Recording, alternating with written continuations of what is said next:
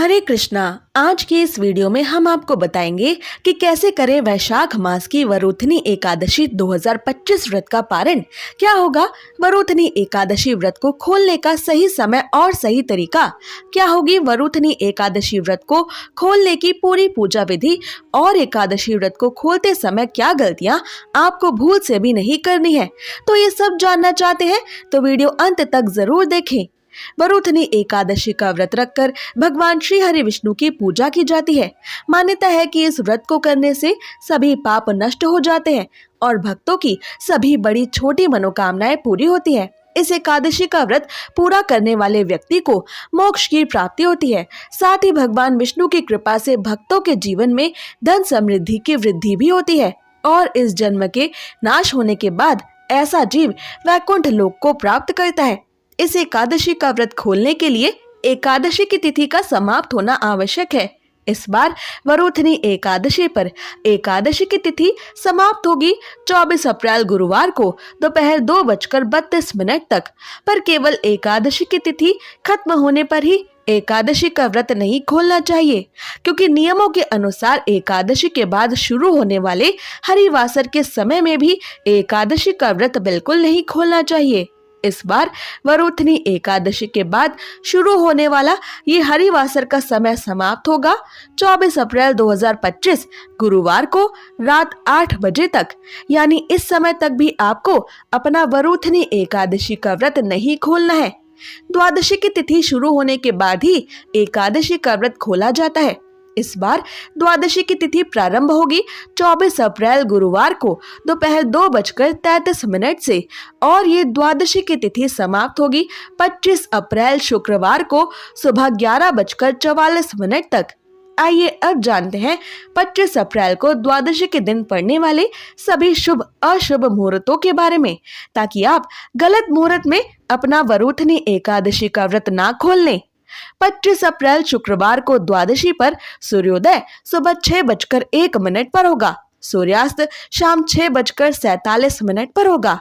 इस दिन ब्रह्म मुहूर्त प्रातः 4:24 से सुबह 5:12 तक रहेगा। इस दिन द्वादशी की प्रातः काल की पूजा का शुभ मुहूर्त सुबह 4:40 से सुबह 5:56 तक रहेगा। इस दिन इंद्र योग दोपहर 12:31 तक रहेगा। आइए अब जानते हैं 25 अप्रैल को द्वादशी पर पड़ने वाले अशुभ राहु काल के बारे में, क्योंकि राहु काल के समय में भी वरुथनी एकादशी का व्रत आपको नहीं खोलना चाहिए, वरना आपका व्रत असफल हो जाता है। 25 अप्रैल 2025 शुक्रवार को द्वादशी के दिन राहु काल सुबह 10:30 बजे से दोपहर 12 बजे तक रहने वाला है। इस राहु काल के समय में भी आपको अपना वरुथनी एकादशी व्रत नहीं खोलना है, ना ही इस समय द्वादशी की पूजा करनी है।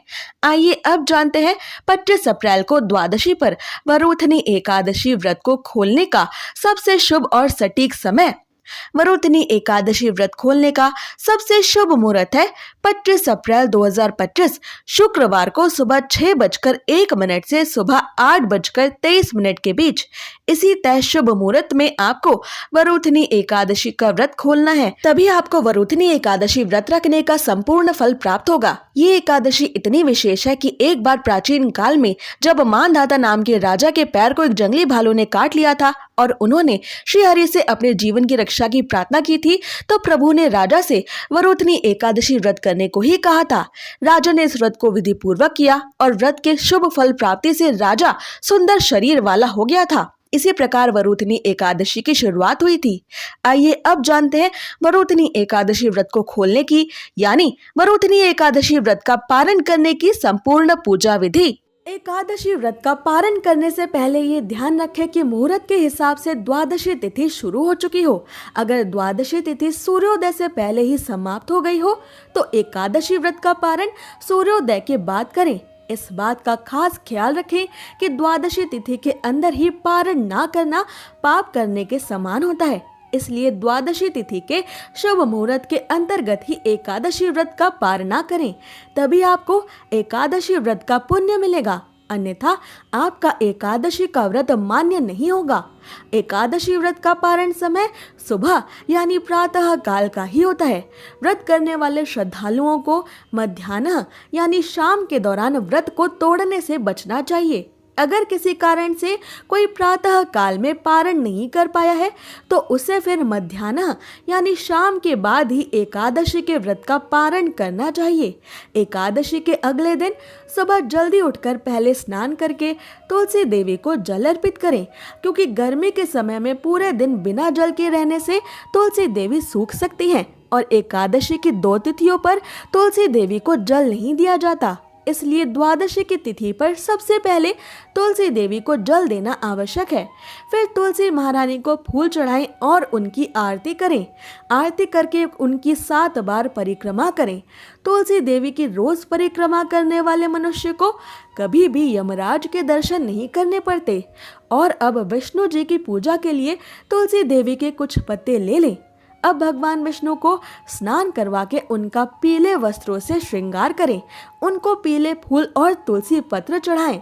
फिर भगवान विष्णु की आरती करें और आरती के बाद जाने अनजाने में एकादशी व्रत के दौरान आपसे हुई सभी छोटी बड़ी गलतियों की करुणामयी भगवान श्री हरि विष्णु से क्षमा मांगे।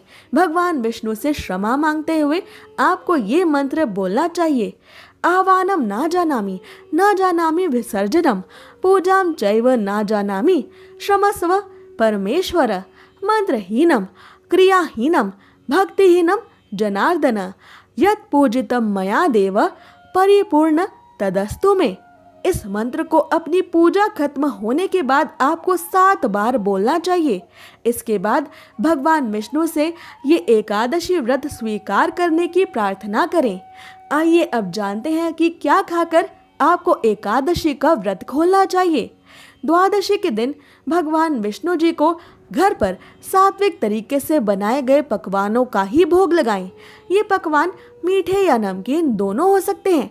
यदि आप द्वादशी के दिन मीठे चावलों का भोग भगवान श्री हरि विष्णु को लगा सके तो ये और भी अधिक शुभ होगा, क्योंकि द्वादशी के दिन पीले या मीठे चावल खाना बेहद शुभ माना जाता है। एकादशी के व्रत में चावल खाने पर रोक होती है, इसलिए द्वादशी व्रत को खोलते समय चावल खाकर ही व्रत खोलने का नियम है। मान्यता है कि एकादशी के दिन चावल खाने से शरीर छोड़ने के बाद वो मनुष्य रेंगने वाले जीवों के रूप में जन्म लेता है, लेकिन द्वादशी को चावल खाकर एकादशी व्रत को खोलने वाला मनुष्य मोक्ष को प्राप्त करता है। आपको एकादशी व्रत का पारण करने के लिए पकाए जा रहे भोजन में गाय के शुद्ध देसी घी का प्रयोग जरूर करना चाहिए। ये सेहत के लिए भी अच्छा होता है और इसमें शुद्धता भी होती है। आंवले के पेड़ पर भगवान श्री हरि विष्णु का वास होता है। इस कारण आंवले का भी एकादशी के व्रत में विशेष महत्व माना गया है। इसलिए एकादशी व्रत का पारण करने के दौरान आप आंवला भी खा सकते हैं। आंवला खाकर एकादशी व्रत खोलना भी बहुत शुभ होगा। इससे आपको अखंड सौभाग्य, निरोगी स्वस्थ शरीर और संतान सुख की प्राप्ति होती है। आप द्वादशी के दिन एकादशी व्रत खोलने के लिए जो भी सात्विक भोजन बनाएं, उसी भोग और भगवान श्री हरि विष्णु को चढ़ाई गई तुलसी की पत्ती को पानी के साथ लेकर ही अपना व्रत खोलें। पर ये ध्यान रखें कि एकादशी व्रत का पारण किसी मीठी चीज से भी किया जा सकता है। व्रत के पारण के लिए आप भगवान श्री हरि विष्णु को भोग में मिठाई और मौसमी फल भी दे सकते हैं। पारण के भोजन में सेम की सब्जी खाने का भी विशेष महत्व माना जाता है। विशेष तौर पर एकादशी के व्रत में सेम को कफ और पित्त का नाशक माना गया है। ऐसे में एकादशी व्रत का पारण करते समय सेम को एक अच्छे भोज्य पदार्थ के रूप में देखा और माना जाता है। पारण के दौरान आप सूखे मेवे जैसे कि बादाम, पिस्ता, अखरोट और किशमिश भी खा सकते हैं। इसके अलावा दूध और दूध से बनी मिठाइयाँ या चीजें भी एकादशी के व्रत के पारण में खाई जा सकती हैं। ऐसी ही और जरूरी जानकारियों और व्रत कथाओं के लिए हमारे चैनल को अवश्य सब्सक्राइब कर लें।